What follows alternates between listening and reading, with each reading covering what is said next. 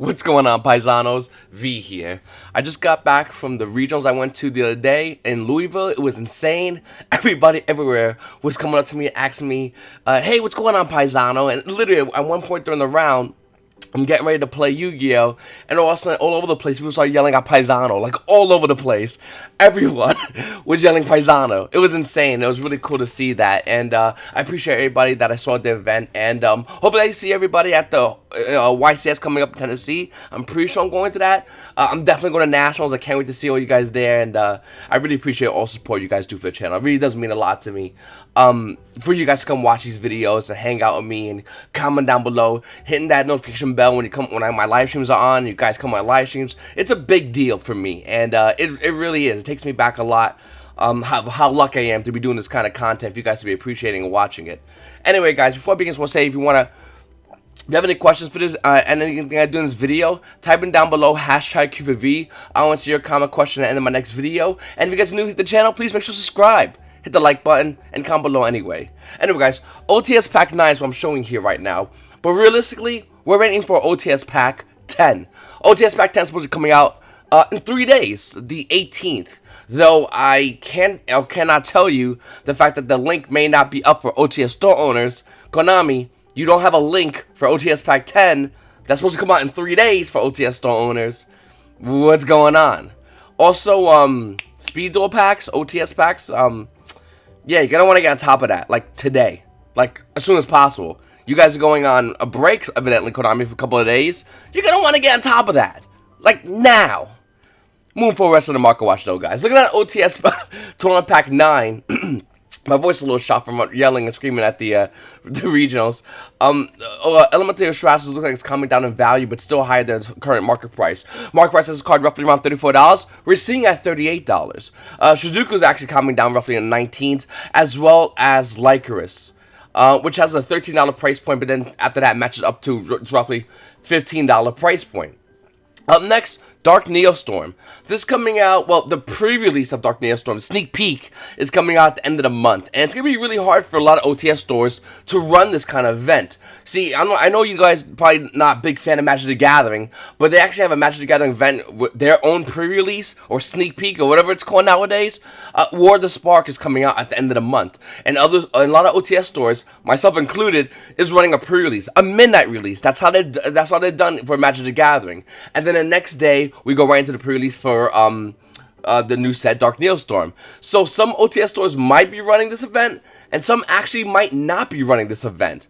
So it's going to be really interesting to see what happens with this set and with the release, and hopefully a lot of you guys can show support to your local OTS that do decide to run this event, and go to these events, and go to the locals, and just, you know, a little appreciation. It's really hard running trading card games events from 7 o'clock the other night right into an average, 12 o'clock release. Some OTS do it around 3, some do it a little earlier, but usually about 12 in the afternoon we see a lot of sneak previews. But yeah, it's going to be a pretty crazy weekend, nevertheless. But look at Dark Neostorm. I mean, you guys see over here online already. Some stores have it for $60. Most OTS stores would not be selling it for $60.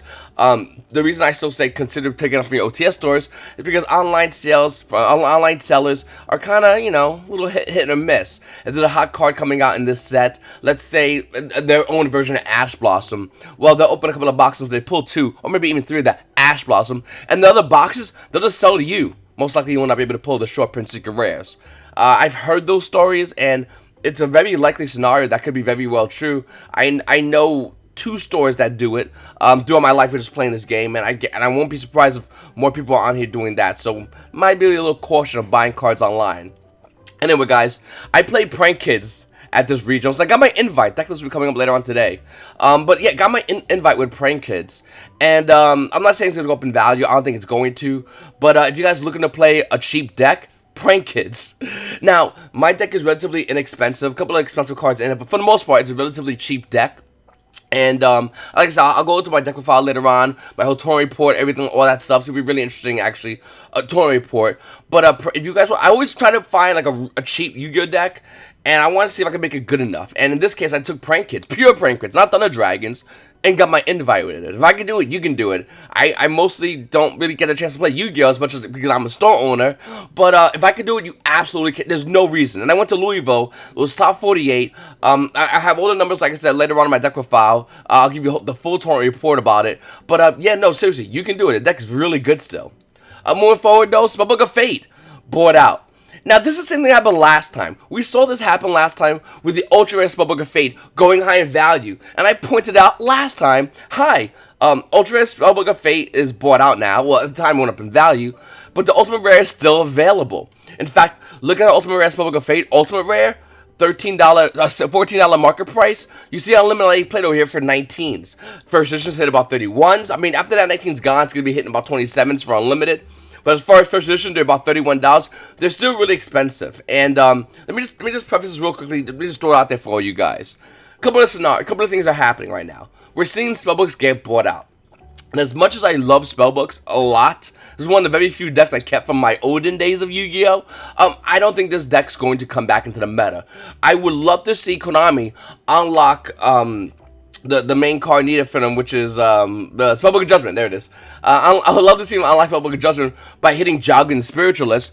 I just do not think it's going to happen. I would love it to happen. It should happen. The community literally is banding together for this to happen, which is awesome. I just don't think it's going to happen by Nationals, maybe after Nationals. But let's say it does. Let's say we do get Spellbook of Judgment out. Listen, I don't think spellbooks can compete in this current meta. Our new spellbooks is strikers. Whether you like it or not, that's the case. And as much as I love this deck, and as much as I love spellbooks to be a main meta deck, and see this deck see national level play again, which would be amazing, it's just I don't think it's going to happen. But with that said, guys, looking at all the spellbook prices, they're all out of whack. They're insanely high in value for what they are.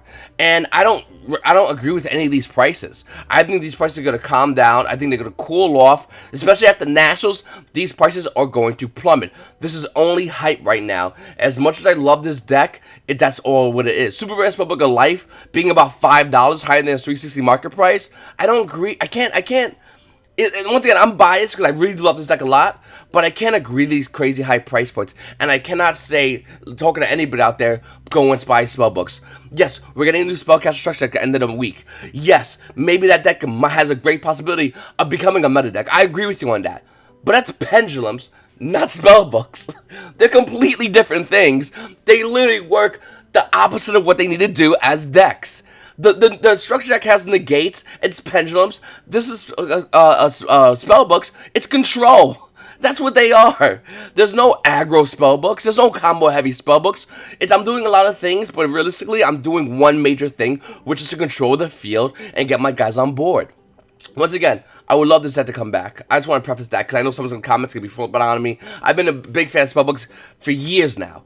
But the fact of the matter is this deck's not going to be worth its current price point after Nationals. It will tank in value. So please keep that for consideration if you do have spellbooks in high value. You might want to sell them now and you can always buy them back when they're cheaper.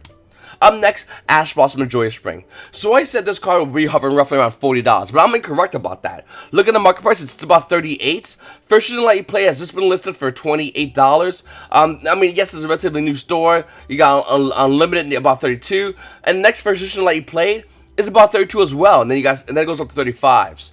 So there's a couple things happening here. Either Ash Blossom is really cheap, secret rare, first edition, so you get players that want to get out the high rarity can now have access to it, or we're going to see a resurgence of Ash Blossoms dropping down in value.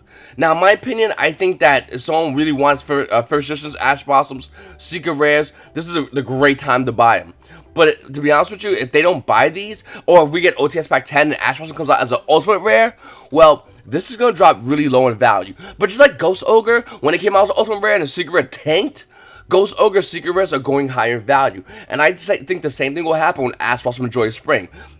I'm not sure we're getting Ultimate Rare Ash Blossom, but if we was to, that would make great justification for this card price to tank down in value. But it will go back up in value like Ghost Ogre did. The same exact thing, paisanos. Don't freak out.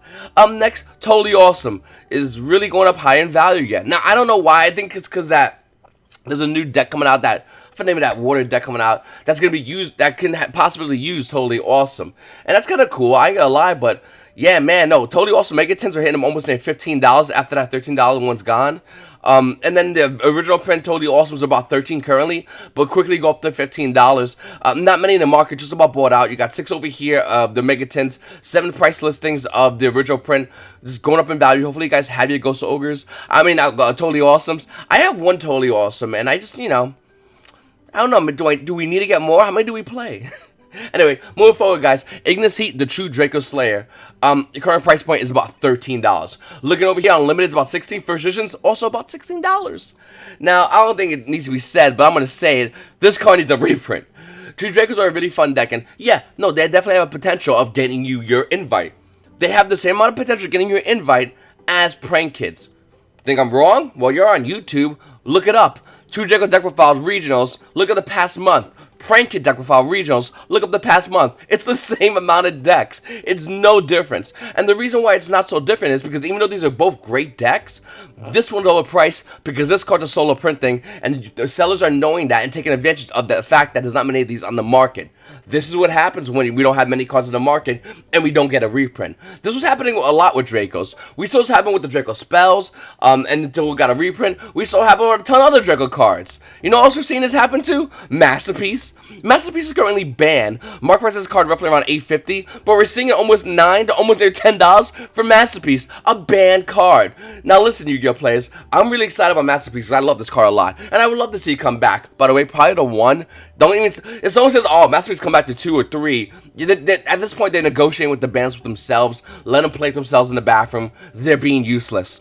I'm saying this card, if it could come back, most likely to 1. And to be honest with you, it probably will be a long while before we see Masterpiece, the True Draco Slayer King, come back into the game. With that said, by the time from then and now, this card can easily be reprinted over and over and over and over again. So don't get too crazy and suck on the $9 price point for Masterpiece, the True Draco Slaying King. In fact, to be honest with you, if I don't know where I put mines, but if I'm going to find mines, I'm going to unload my versions of these cards. Even though I think this is a great card, and I think it definitely came off the bans in the future, having it at $9 currently where it is right now is way too overpriced. This card is an easy sell for me. You know what's an easy sell? The grass is greener. Really? Really? You think it's going to come back in the ban list? Well, you see, V, blah, blah, blah, blah, negotiation with myself, go in the bathroom. That's what I'm saying to anybody that's being unreasonable with cards like grass is greener and how they could easily think that this card could come back. It's a no-brainer. Really? It's not really a no-brainer. You're just being silly. My price of this card is almost around $6. We're seeing over here, guys. Unlimited, about $7 first editions. Almost near $8 for the grass is greener. Come on. Like there's certain cards I would go, yes, I think this is a great card. I think it has great potential. And there's cards like Grass is Green, I go, this card is absolutely broken. And you think Konami, releasing more sets of Yu-Gi-Oh, are going to go, yeah, no, put Grass is Green back to 3. It's 3 in the OCG. And yeah, it might not be doing as much. Sometimes it is doing a lot, sometimes it's not. Here in the TCG, our meta is completely different. We are apples and oranges with the OCG. That's it. So I don't think this card's going to be coming back, is what I'm trying to say. And hopefully if you have yours, you probably sell it. Because it's not worth that much money. Absolutely not. It will go back down in value. I'll see you at $3, my friend. Moving forward. Pendulum Evolution was a joke for a long time. Like a long time. Now we're looking at boxes of Pendulum Evolution that currently had a price point previously around $40. We're seeing here in the market for around $30. So you go on eBay roughly around $30 for Pivo boxes. And the main card you really want in that box is Pendulum Core. It's probably the main card. Price is starting to go down in value, by the way. It's $4 for a Pendulum Core. After that, you got Chronographs, which is roughly around 3s. Then you got Wisdomized around 2s, and everything else is basically dollar binding special all day long. Something about Pendulum Evolution booster boxes, I always look at this and I go, this is such a great box to buy, just because it says pendulums and it has everything pendulum related.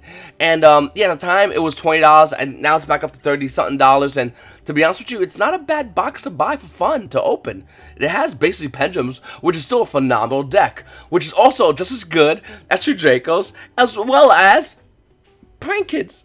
Look how that works. These aren't tier 1 decks, but definitely great tier 2 decks that are still getting Yu-Gi-Oh players to regional tops right now. Moving forward, looking at Trickster Reincarnation, it's pretty expensive right now in the market. Battle's Legends almost near $9. We're seeing it almost near $9. Original prints, oh, they're at 9. They're almost near $10 for Trickster Reincarnation. And even though I think Tricksters are a good deck, I think Tricksters definitely are still getting Yu-Gi-Oh player invites, like the other decks mentioned before. I don't think they're pure tier 1. I think maybe they're 1.5-ish. But looking at Trickster Reincarnation as a card, it's amazing this card has not been hitting the ban list at all. By the way, speaking of ban list video we should be getting soon. So hopefully today, tomorrow. Hopefully get a ban list. Moving forward, guys, Heavy Metal Foes Electrolyte is another great card. And this card initially went up in value. I think a lot of you players, as well as myself, when I was doing the market, I was talking about it, saying how if Konami really wanted to promote the structure deck and make Pendulums more of a viable deck in competitive Yu-Gi-Oh! Play as a tier 1 slot. Tier 1, just pure tier 1. Especially with the new Pendulum stuff coming out and later on this week, why not go Electrolyte, right? Why not make Electrolyte go to 2 or maybe 3? Yes, you'll have to make some hits if you are Konami and you want Destruction to get promoted and not Pendulum Magicians, which is currently a meta deck. You could easily do it by hitting like cards like Chronograph Sorcerer. All that would take for that to get hurt. Hell, you can hit Pendulum Core because the Destruction deck doesn't really need it as much. I mean, yeah, it kind of does, but if one way it looks pretty good by itself. And we had multiple Electrolytes, a little bit better. That's pretty much an equivalent exchange. Get rid of Pendulum Core, give us Electrolyte. Pretty even, actually. I don't know. Maybe I'm being a little. Maybe I need to go to the bathroom, and because I'm being a little biased. You paisanos, let me know. Next, outcomes of this structure X happening. The excitement of the structure X happening is Mythical Beastmaster Service. This card price from Extreme Force was like $2, $3 max. You're getting ripped off, by the way, $3. Look at the current price right now for this card. It's about $11 first edition. Almost near $13 for Mythical Beastmaster Cerberus. Higher than Jackal, which has been higher than Cerberus forever. Looking at the market price of the card, it's about $8. Now, it's only from the original print versions. Maybe we'll look at the other Megatins and see what happens. Oh no, the Megatins is still crazy high. It's about $10 for the Megatin version of Master Cerberus. In fact, we go to Mythical Bestiary, another card. It's roughly around $4 to almost near $5 for this card. Another one you said? Sure. Mythical Beast Garuda. This card's hitting $4. Now, to be honest with you, I don't know if this is hype or this is Yu-Gi-Oh! Players just going, hey, this actually has viability in the structure deck. I actually do not know whatsoever. But what I do think that a lot of Yu-Gi-Oh! Players are really excited about is the fact that Pendulums can be a top tier deck again. I think we're kind of bored of Danger variants, or we're kind of bored of Skyshaker variants, and adding a new meta deck in the mixture, well, we'll take whatever we can get. Pendulums, that thing we used to all hate accumulatively, but now we want to like love. Yeah, no, give me that. It's going to be really weird when we get a new game mechanic and Yu-Gi-Oh! Players will be talking how much they love links when forever Yu-Gi-Oh! Players are always complaining about how much they hate links. And I get a lot of new players in my shop that walk in and they go, I used to play Yu-Gi-Oh! But I stopped playing links. Alright, you're good, I guess. Up next, Gospel to Haunted Mansion, a secret rare from Flames of Destruction. $31 on the market price. Cards currently roughly around $25 for unlimited. First edition versions, $28. Now, it's still a little bit, near its $31 market price, but I still think this card is absolutely terrible. I think DD Core is much better card. DD Core comes common, which is like $2 for the common, which is still a lot as a common, but it's just way better than Gospel to Haunted Mansion.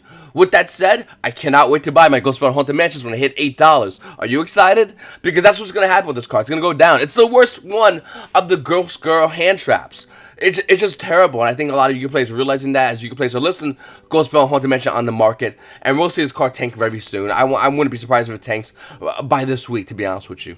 Next, Cyber Emergency is going higher in value. With the release of Cyber Dragon Nasher, I guess every Cyber Dragon player is like, you know what we need to do? Buy more Cyber Emergencies. Looking at the market price, the card's current price point is roughly around $31, and it's almost bought out. You got one over here for $35s, then it hits $40, then it's $50 for Cyber Emergency. Cyber Dragon Master is a phenomenal card, and you know what, Cyber Dragon players, I'm actually agreeing with you. I think your deck is good because Nasher is amazing. Had you not gotten Nasher and this price point happen, I'd be singing a different tune. But that card really does help your deck a lot, and I think that we're gonna see a lot of Cyber Dragon decks start topping. Even though there's one Cyber Dragon God, I forgot his name, but I played him at regionals last weekend, and he was really good. Up next, Pot of Extravagance. So, Pot of Extravagance price point, it was around $65, higher than its $50 sell price, by the way. In case anyone forgot about that, the price of this card sold to $50. Now we're seeing this card hit around $16.8 to $16.9 for Pot of Extravagance. Can I just throw it out there? Can I just put this on a Barbie and see if you Australians want to eat that? This card's not done rising. This card's going to go higher in value. No brainer. It's not even a maybe. Some of you are about to say, oh goddamn it, V, don't talk about Ultra Guys. But guess what? Ultra Guys are getting new cards. They're getting new cards. The Ultra Guys are going to see meta play again. They're really good at beating down strikers. The new card will help them against Salamangreats. Get ready to see more Ultra Guys. If Konami does not hit them on the ban list, which they should be hitting the ban list, but if Konami misses them on the ban list, just like they missed the OTS links, they will be screwed. Because Ultra Poltergeist is going to be the best deck going to the Nationals with the release of these new cards. Now, if that was to be the case, Pot of Extravagance would see Phantasme level price points. Think I'm wrong? Well, let's be honest. Go to your locals, go to your regionals, go to anywhere and find me a bunch of Poltergeist players, and then compare that number of Poltergeist players to the number of Salamangreats, Sky Strikers, Danger Variant players. Not many, you say, right? Of course. Now, Poltergeist become a tier 1 meta deck because Konami somehow forgets, just like they forgot the link to Pot of Extravagance, the link of OTS packs. They somehow forget that Poltergeist is a deck that's going to need to be hit. Let's say Konami totally forgets Poltergeist. Well, take those same Striker players, Salamangreat players, Draco, Dragon, whatever the hell players, any player that wants to play competitive Yu-Gi-Oh! At the YCS or at the national level, when Nationals comes later on this year, take those players and throw them all into Poltergeist players. Now, how much is Pot of Extravagance now? Okay. Pot of Phantasme. That's what I'm going to say. This card's going to be hitting $100 if Konami makes that mistake. I don't know what's going to happen with the ban list. You don't know. We could talk about it. I think Poltergeist should get hit at least 2 hits. But then again, they're my baby, and I ain't gonna lie, I'm kind of wishing they don't get hit, so I can play Poltergeist at a tier 1 level. Let me know what you guys think in the comment section down below. Also, by the way, Netcross. You know, that deck that, I'm not sure if it did anything this past weekend at regionals for everyone out there, or even your locals, but they definitely use Pot of Extravagance. As well as other great decks like Guru Control, even though they have expensive cards in there already, why not make them happy 3 Pot of Extravagance? Moving forward, Psychic Wheeler is actually selling and starting to move up a little bit higher in the market price. We're seeing Psychic Wheeler's price point be about $670, but unlimited version is about $720. After that, it hits almost near $8 for this card. Now, I think that Yu-Gi-Oh! Players are stopping throwing out their Psychic Wheelers on the market. I think they're starting to hold their Psychic Wheelers and just looking towards the end with Dark Neostorm and just waiting for any kind of support via Burning Abyss or maybe anything else in Dark Neostorm. This is still a phenomenal card, and I'm pretty sure every Yu-Gi-Oh! Player that wants to be competitive, even casual, no, this is a really broken card, and all it's missing is a deck to fit in. Poltergeist is that deck, but Poltergeist needs more, and Dark Neostorm might be able to provide that. Next, guys, Incantation Talismandra. I'm not sure if you know this or not, but this card's almost like $2. I just want to throw it out there. If this is in your quarter box, this is a $2 card. Now, you can go, V, what the hell, that's whatever. No, for real though, grab like 10 of these, throw them in the market for $2. Was that 10? You paid $2.50. You sell 2 of these, you made your money back. It's pretty silly, actually. Anyway, looking at Flames of Destruction, can we just talk about the cards that desperately need a reprint or a balance hit? Unicorn. Oh, excuse me. Unicorn needs a reprint. In fact, all the Nightmares need a reprint. And looking at 2019, Konami little Gold Star 10 fun promotion thingy, Prismatic Rares, my favorite, which you should have did, Konami, because you really messed up 2018 Megatins. Looking at that, Nightmare Unicorn would make a great Prismatic Secret Rare. In fact, Nightmare anything would make a great Prismatic Secret Rare. Hell, even Ibly, which current price point is roughly around $19, under its $22 market price, would make a great Prismatic Secret Rare. Vampire Sucker? Yeah, I will take the Prismatic Secret Rare. Thank you, I really appreciate that so much. This card price, by the way, is coming down. It was around 22s, almost did 25 at highs. It's still roughly around $20 for Vampire Sucker. But to be honest with you, I think this is a great card. It's just, we don't have a deck to go with it. It's really overpriced, and I don't agree with this price point being this high. I knew it was going to go up beyond 6 to 8, but I didn't think it was going to be up and stay up this long with no deck to support it, which you're currently seeing right now. Also, look at World League Succession, dropping in value. I think every Yu-Gi-Oh! Player finally realizes, oh, wait a minute, this card's terrible. Why is it worth that much? It was worth 15, by the way, like a week and a half ago. Now it's worth like 12. Why is this card worth money? I want free money. Thank you for giving me money for this card. That's absolutely terrible. And that's why we're seeing World League Succession drop in value. Nightmare Griffin's also around $9. Would make a great Prismatic Secret Rare. Up next, guys, Dual Power. Infinite Permanence price point is roughly around 42. I said 40. But okay, we'll take $42 for Infinite Permanence. Hell, I think my new Poltergeist friends are going to love Ultra Infinite Permanence, as well as Evenly Matched, which is right over here, about $12 to $13. We still have Ghost Spell Haunted Dimension being roughly around a $13 card. I think that price is so funny, because this card's actually worth like $6 for Ultra Rare. I don't know if the market realizes this card's worth $6, but it's the actual price of Ghost Spell Haunted Dimension. It's a $6 card. That's it. Looking at other cards like Cyber Dragon Nasher, it's about $12, half of its pre-sale price. Hopefully you guys didn't pre-sale your Nashers. that's pretty expensive. Looking at another card, Borlo Dragon, a card that's also about half its pre-sale price. Ash Blossom from Joy Springs, roughly around $8, and to be honest with you, after that one's gone, it's about $9. The same price point as common Ash Blossom and Joy Spring, which is in dual power structure decks. No, Soul Burst structure decks. Nevertheless, really overpriced Ash Blossoms. Then we got Necklace of Brionic hitting about $7. Little fun fact about Necklace of Brionic, and this is something that kind of confuses me. Necklace of Brionic is about $7, but look at the secret rares. They've not changed at all. And you would think that with the Ultra Rare coming out, the secrets will change yet, but maybe it'll take more time. Maybe Necklace players are still holding on to their secret rare Brionic and the dream of winning a Yu-Gi-Oh event with Necros. And maybe some Yu-Gi-Oh players are doing it. But I was at the Louisville Regionals and I didn't see any. Like, none. Like, maybe in the bottom tables, but I wasn't there. I was whooping ass with prank kids. Next, guys, looking at Ghost Ogre and Snow Rabbit, it's about $6 on the market. I'm surprised it's actually this much money. I thought it'd be at least around $4, to be honest with you. Super rares and other versions, I think Ghost Ogre becoming common soon, but that'd be worth nothing. Bond between teacher and students roughly around $5.18. It's really roughly about $5 less than what it's supposed to be. It's like less than $1 card. KONAMI is $4.50, which I'm really shocked about it being this low. Wouldn't be surprised if KONAMI goes back up in value, unless it seems like a hit. On the ban list, I think this card's going to be good and come back in value. I think this card has great potential. Erratic Seals looks like a pretty good card, but it's only a one-up for a lot of Yu-Gi-Oh players. Wind Dragon Mouse Spirit Mode is a card that everyone desperately needs. Thunder Dragon variant, spam decks that go through 11 extract monsters in one turn.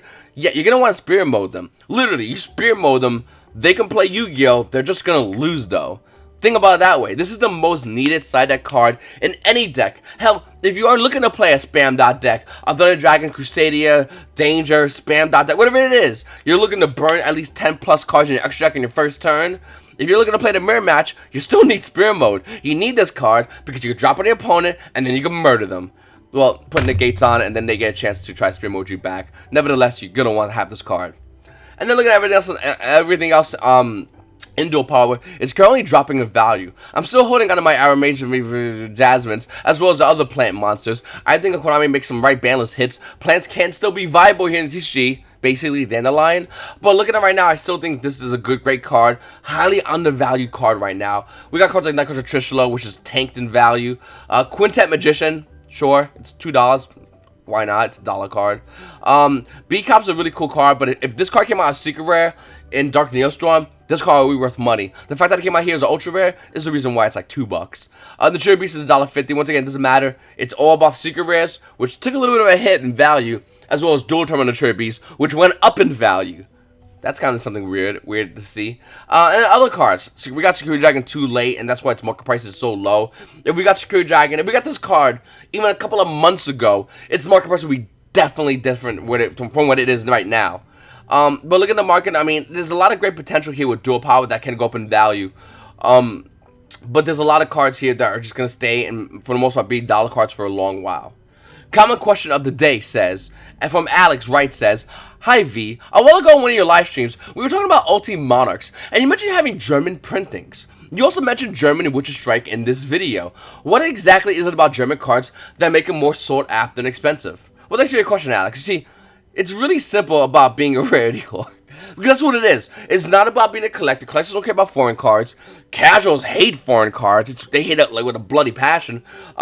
Most average local Yu-Gi-Oh goers don't care about foreign cards. If they get them, cool. If they don't, no big deal. They don't care. It's about really big, for me, I think competitive Yu-Gi-Oh players that are rarity whores. So it's a very, in the whole span of Yu-Gi-Oh players, it's actually a very small amount of Yu-Gi-Oh players that really want them. And the reason why is because to get a card at the same rarity, let's say Phantasme, another great card, but let's say getting it in German makes it a little more hard. Since it's harder to get this card, Phantasme, or Witcher Strike in like over here, which by the way I paid $10 each on eBay. It was insane. The card goes for like 7s to 8s. Paid $10 for German Witcher Strike. Yeah, good deal.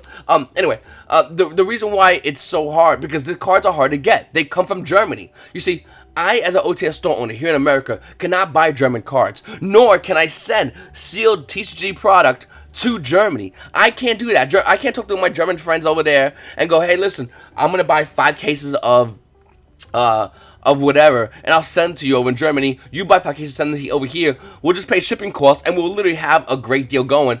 I can't do that. I will lose OTS status really fast. And Konami now has up there for OTS store owners, specifically for OTS store owners who are also OTS players in the new tournament guidelines. It was slipped in. You see, if you're an OTS store owner and you are banned by Konami, they also ban you as an OTS player.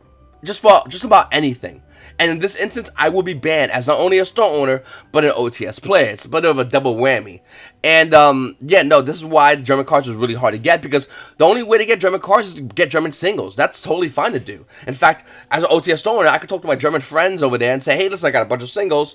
I bought that case. I opened up in singles. You want to trade singles? That's fine with. I could totally do that all day long. I cannot do it with sealed product. It's a Konami rule. It's dumb, I agree, but it is what it is, and that's why German cards are hard to find. In fact, any language, German, French, Spanish, Italian, Portuguese, these are very hard cards to get, you know, here in America. Alternatively, in Europe, English cards, our English cards, are hard to find.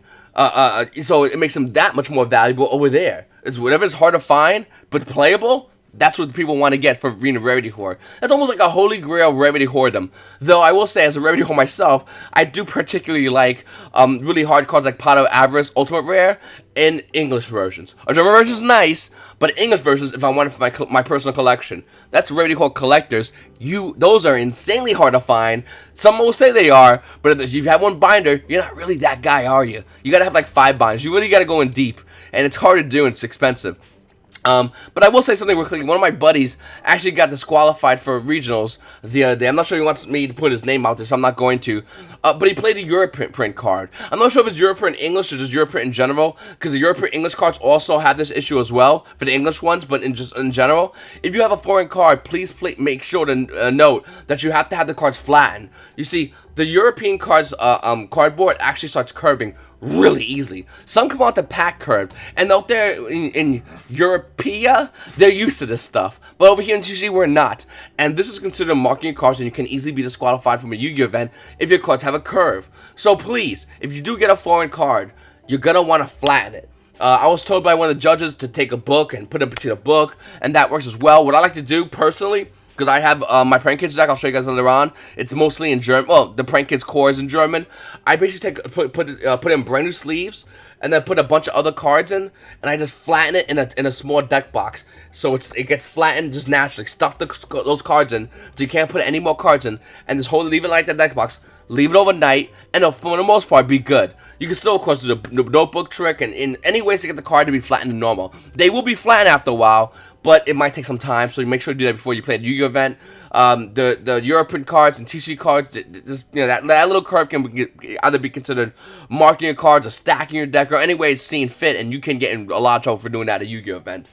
Anyway, Paisans, I really appreciate you guys for my video. Please make sure to subscribe if you haven't subscribed already. Hit the like button. Hit comment below. Alex, thanks for your question. You got a question? #KeepItV.